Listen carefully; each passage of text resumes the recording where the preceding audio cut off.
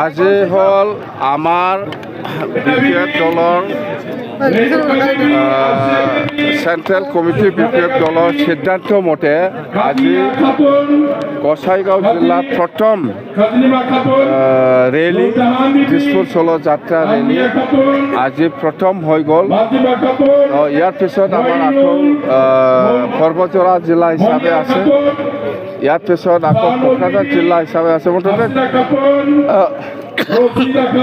জিলা হিচাপে আমাৰ এনেকুৱা ৰেলী প্ৰগ্ৰাম আছে দিছপুৰ চলো যাত্ৰা।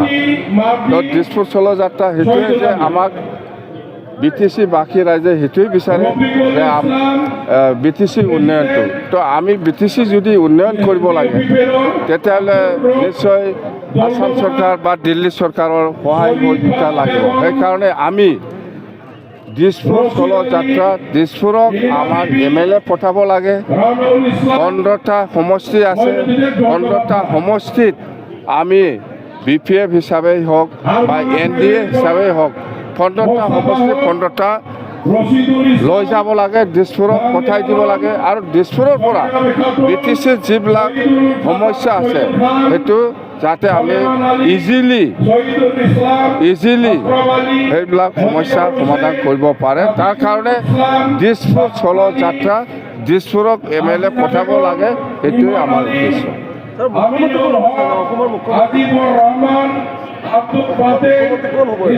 অসমৰ মুখ্যমন্ত্ৰী আমাৰ সন্মানীয় ডক্টৰ হেমন্ত বিশ্ব শৰ্মা ডাঙৰীয়াই হ'ব, এইটো 100%। প্ৰমোদ বড়োৱে ক'ত যায় নাযায় সেইটো আমাৰ লগত কোনো কনচাৰ্ণ নহয়।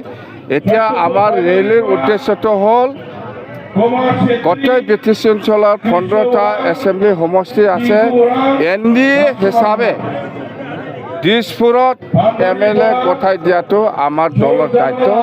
আৰু আমি এইবাৰ অসমৰ মুখ্যমন্ত্ৰী হিচাপে doctor Hemanta Biswa Sarma ডাঙৰীয়াকে chief minister বনাব।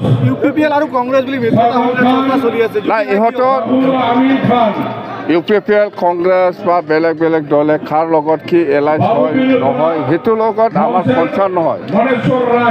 হওক, এইটো ইহঁতৰ দলৰ কথা। UPPL কাৰ লগত মিত্ৰতা হয় বা কংগ্ৰেছে কাৰ লগত মিত্ৰতা হয় সেইটো ইহঁতৰ কথা। আমাৰ কনচাৰ্ণটো হ'ল এতিয়া আমি NDA হিচাপে 15টা সমষ্টিত 15টা MLA আমি দিম।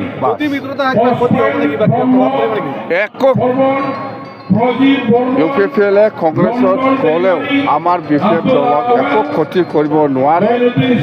100% 15টা MLA আমি পঠাই দিম বাছ। NDA হিচাপে যদি আমাৰ NDA পাৰ্টনাৰ হিচাপে যদি আমাক যদি ৰাজ্যসভাৰ কাৰণে চিট অফাৰ কৰে আমি দি দিম। কিন্তু আজিলৈকে NDA পৰা এনেকুৱা BPF দলক ৰাজ্যসভা MP দিব বুলি আলোচনা হোৱা নাই। সেইটো এতিয়া প্ৰমোদ বড়ো চৰকাৰৰ দিনত কি ইণ্টাৰভিউ লৈছে লোৱা নাই সেইবিলাক গোটেই চালি জাৰি আমি কৰি আছোঁ। আমাৰ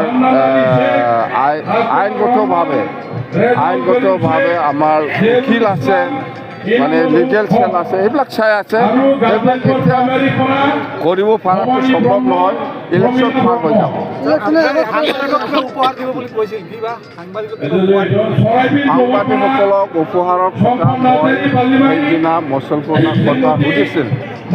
আমাৰ কি কয় আমাৰ অসমৰ মুখ্যমন্ত্ৰী ডক্টৰ হেমন্ত বিশ্ব শৰ্মা ডাঙৰীয়াই সাংবাদিকসকলক কিবা উপহাৰ দিছে বুলি কৈছে। মই কিন্তু তেওঁলোকে স্পষ্ট হোৱা নাই। মুঠতে আমাৰ ষ্টেট গভৰ্ণমেণ্টে যিটো দিছে ইয়াৰ ওপৰত আমি যাব নোৱাৰোঁ। BTC হ'ল এটা কাউন্সিল, আমি এটা সাংবাদিকসকলৰ কাৰণে অফিচ বা গেষ্ট হাউচ প্ৰত্যেকটা সাব ডিভিজন হেডকোৱাৰ্টাৰ বা ডিষ্ট্ৰিক্ট হেডকোৱাৰ্টাৰ বনাই দিব পাৰে। ইয়াতকৈ ওপৰত আমি যাব নোৱাৰোঁ। Office bus